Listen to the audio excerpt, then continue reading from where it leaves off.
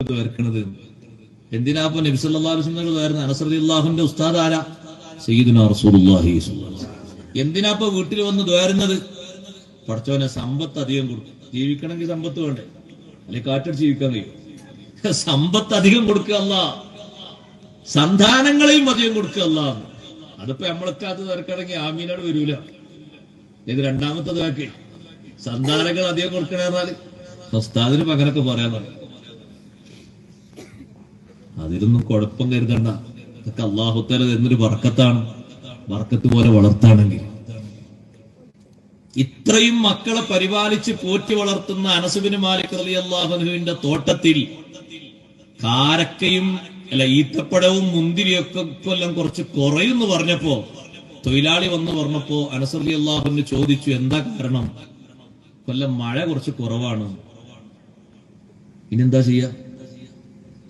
അനസ് റളിയല്ലാഹു അൻഹു പറഞ്ഞാൽ മുസല്ല ഇങ്ങോട്ട് എടുക്കുന്നു.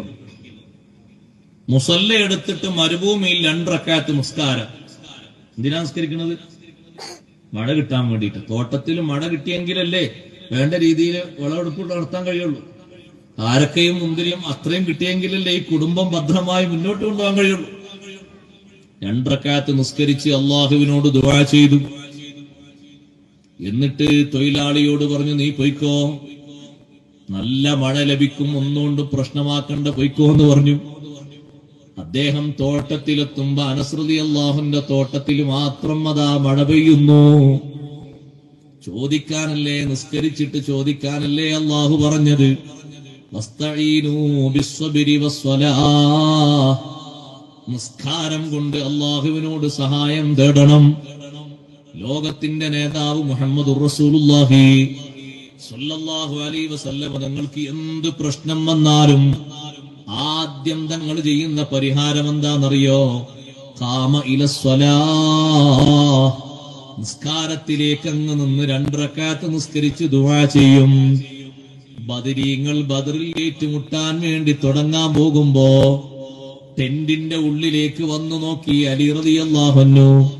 ആ ടെന്റ് നിന്ന സ്ഥലത്ത് സഹോദരങ്ങളെ ഇന്നൊരു പള്ളി കാണാം. മസ്ജിദുൽ അരീഷ് എന്ന പേരിൽ ഒരു പള്ളി കാണാം. പോകുന്നവർക്ക് 2 റക്അത്ത് അതിൽ കയറി നിസ്കരിക്കൽ സുന്നത്തുണ്ട്. അവിടെ എല്ലാം പോകാനും പോയവർക്ക് ഇനിയും പോകാനും അല്ലാഹു തൗഫീഖ് തരട്ടെ. അത് വലിയൊരു ഭാഗ്യമാണ്, ചെറിയൊരു ഭാഗ്യമല്ല. ആ മസ്ജിദുൽ അരീഷ് ഇന്ന് നിൽക്കുന്ന സ്ഥലത്ത് മുമ്പൊരു ചെറിയ പന്തലുണ്ടായിരുന്നു. ആ പന്തലിന്റെ ഉള്ളിലേക്ക് അലി റളിയല്ലാഹു അൻഹു പോയി നോക്കുമ്പോ ഏകദേശം സുബഹിയൊക്കെ കഴിഞ്ഞ് സൂര്യൻ ഉദിച്ച് കുറച്ചിങ്ങോട്ട് പൊങ്ങി വന്ന ശേഷം നമ്മുടെ നാട്ടിലൊരു 9-10 മണിയായ നേരം പോയി നോക്കുമ്പോ നബി സല്ലല്ലാഹു അലൈഹി വസല്ലം നിങ്ങൾ അപ്പോഴും സുജൂദിലാണ്. സുജൂദിൽ അല്ലാഹുവിനോട് എന്താണ് ദുആ ചെയ്യുന്നത്?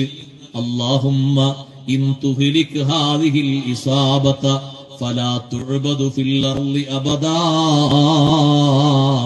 റബ്ബേ, ഈ കാണുന്ന ചെറിയൊരു പക്ഷത്തെ നീ നശിപ്പിക്കുകയാണെങ്കിൽ ഭൂമിയിൽ നിന്നെ ആരാധിക്കാൻ ഒരൊറ്റ കുട്ടിയും ഉണ്ടാകൂല.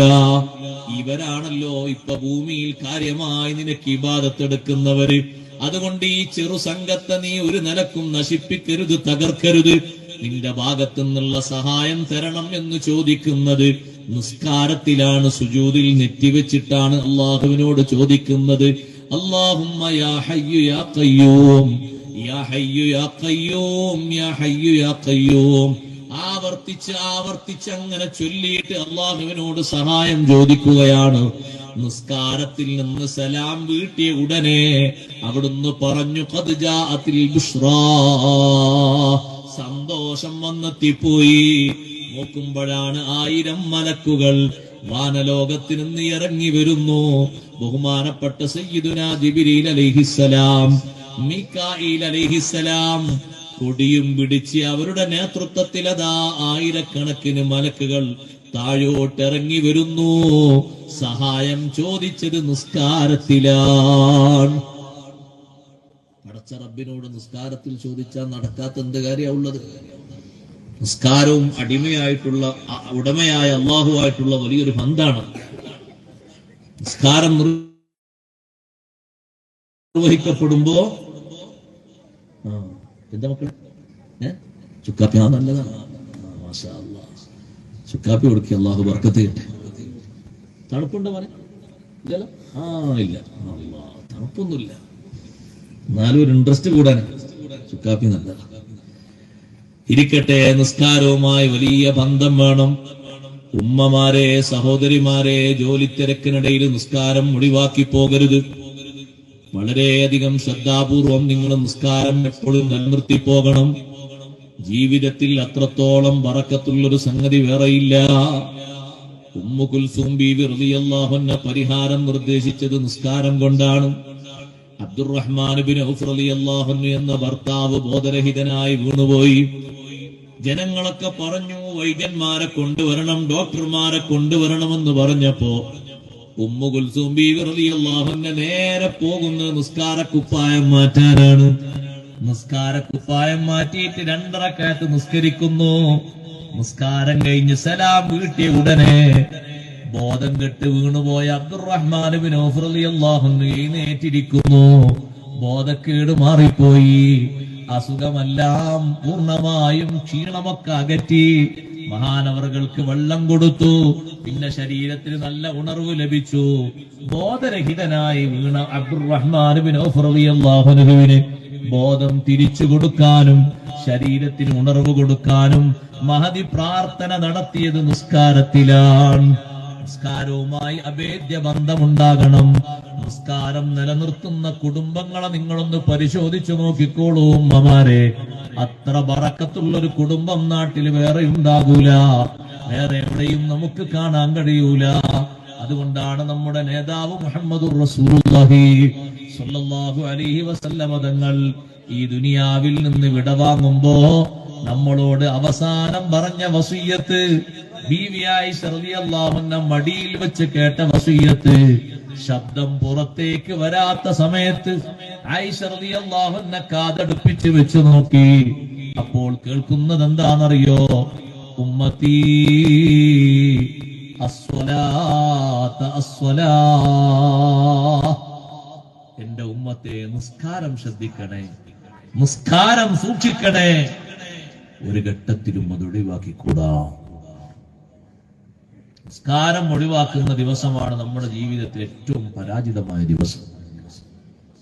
അന്നാണ് നമ്മളെ റൂഹ് പിടിക്കുന്നതെങ്കിൽ നമ്മളെ കഥ കഴിഞ്ഞ,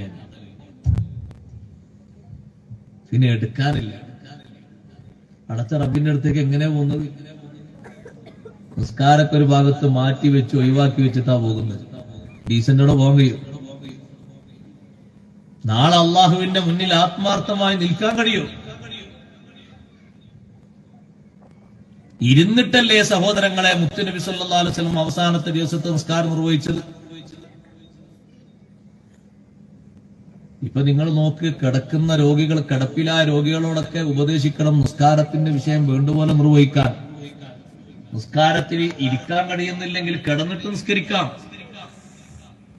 കയ്യും കാലും ഒന്നും അനക്കാൻ കഴിയുന്നില്ലെങ്കിൽ അനക്കണ്ട, അങ്ങനെ തന്നെ കിടന്നോട്ടെ. കിബിലയിലേക്ക് ആ കട്ടിലൊന്ന് തിരിച്ചു വെച്ചാൽ മതി. ആൾക്കൊരു കുഴപ്പമില്ല, വാർത്ത കേൾക്കാനും കുഴപ്പമില്ല, ഉണ്ണാനും കുഴപ്പമില്ല, അത് ഒഴിവാക്കാനും കുഴപ്പമില്ല. ആകെ ഒരു കുഴപ്പമുള്ളൂ, എന്തിന്?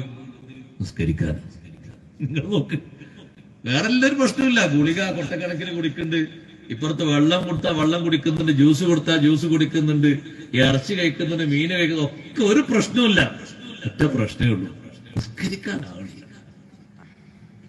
ഒരാൾ അടുത്ത് വന്ന് സംസാരിച്ച മണിക്കൂർ കണക്കിന് സംസാരിക്കുന്നില്ലേ?